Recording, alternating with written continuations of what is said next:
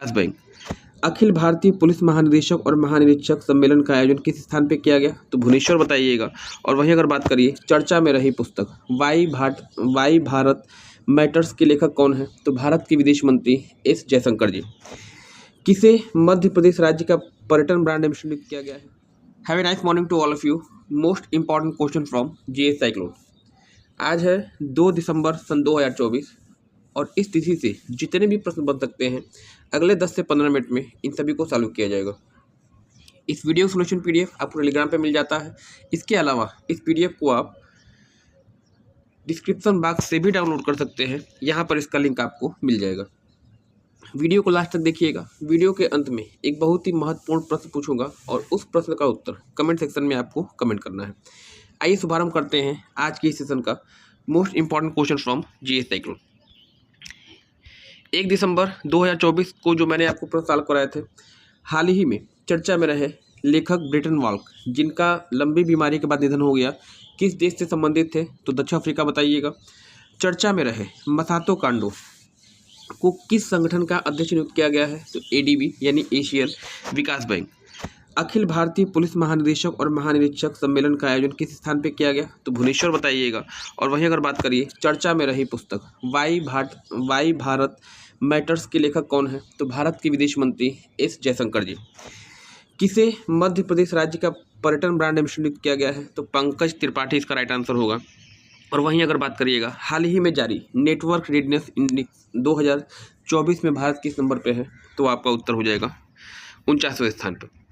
ये तो रहा आपका लास्ट डे का रिवीजन। टुडेज क्वेश्चन, आज के प्रश्न आपके लिए। हाल ही में चर्चा में रहा संरक्षा मोबाइल ऐप किस संगठन के द्वारा लॉन्च किया गया है? परीक्षा की दृष्टि से इंपॉर्टेंट होगा।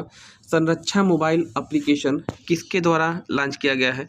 तो यह है आपका एप्लीकेशन और यह रेल मंत्रालय के द्वारा जारी किया गया है।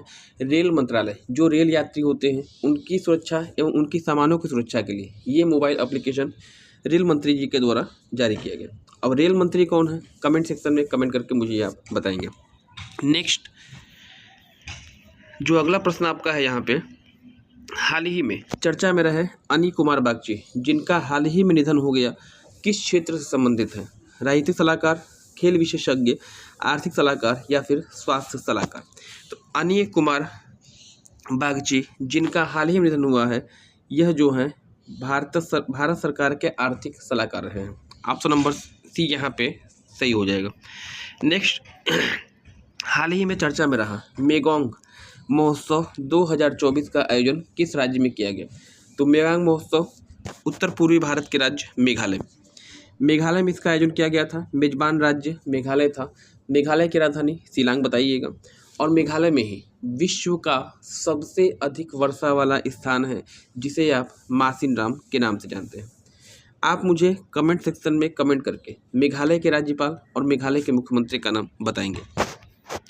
जो अगला प्रश्न आपका है यहाँ पे, अभी हाल ही में विश्व एड्स दिवस किस तिथि को मनाया गया?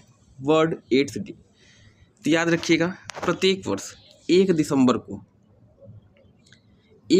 को विश्व एड्स दिवस के रूप में मनाया जाता है और अब की बार भी यह दिवस 1 दिसंबर को मनाया गया था। अब दिसंबर के दिवसों की बात हो रही है, तो जितने भी दिवस हैं आने वाले समय में इस महीने में मैं आपको बता रहा हूँ, और जैसे जैसे क्लासेस आपकी बढ़ती जाएंगी ये दिवसों की संख्या आपकी बढ़ती जाएगी। दिसंबर महीने में कौन कौन से दिवस मनाए जाने वाले हैं मुख्य रूप से? तो सबसे पहले 1 दिसंबर को आपका विश्व एड्स दिवस होगा। 2 दिसंबर को कंप्यूटर साक्षरता दिवस होगा। 3 दिसंबर को विश्व दिव्यांग दिवस होगा।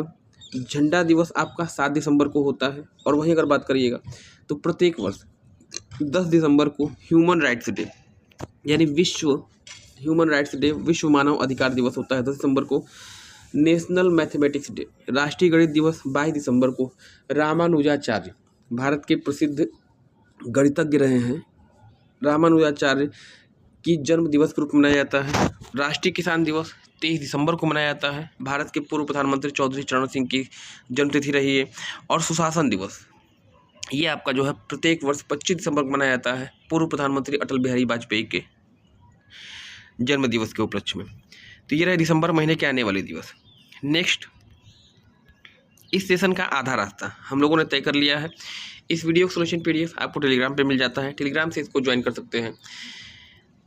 इस वीडियो पे आप पहली बार आए हैं और किसी भी प्रतियोगी परीक्षा की तैयारी कर रहे हैं तो निश्चित रूप से जो है यहाँ पे आप जुड़िएगा, आपको फ़ायदा होने वाला है।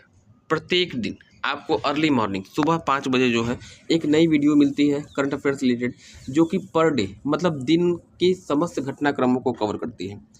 इसका प्रॉपर नोट्स तैयार करिए। अगर आप इसको रिवीजन करते हैं परीक्षा के 10 या 15 दिन पहले तो निश्चित रूप से जो है आपकी परफॉर्मेंस जो है वो अन्य अभ्यर्थियों की अपेक्षा अच्छी रहेगी।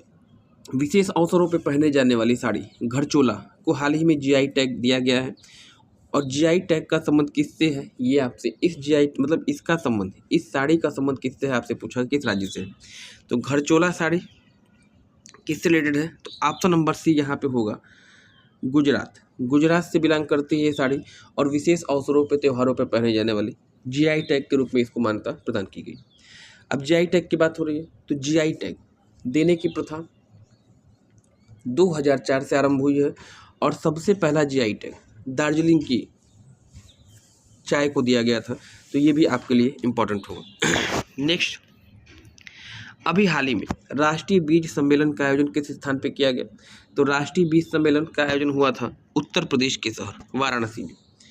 वाराणसी में बीज अनुसंधान केंद्र है और यहीं पर राष्ट्रीय बीज सम्मेलन का आयोजन किया गया है। ऑप्शन नंबर C यहाँ पे हो जाएगा क्वेश्चन के लिए। प्रीवियस डे का क्वेश्चन है, लास्ट डे जो मैंने प्रश्न आपसे पूछा था। देखिए, हाल ही में चर्चा में रहा अग्नि वॉरियर्स सैन्य अभ्यास किन 2 देशों के मध्य आयोजित किया गया। अग्नि वॉरियर्स सैन्य अभ्यास ये आयोजित किया गया था भारत और सिंगापुर के बीच में, ठीक है ना।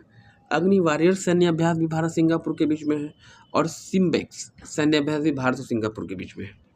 अगर नेपाल की बात करिएगा तो नेपाल और भारत के बीच में सूर्य किरण सैन्य अभ्यास का आयोजन किया जाता है।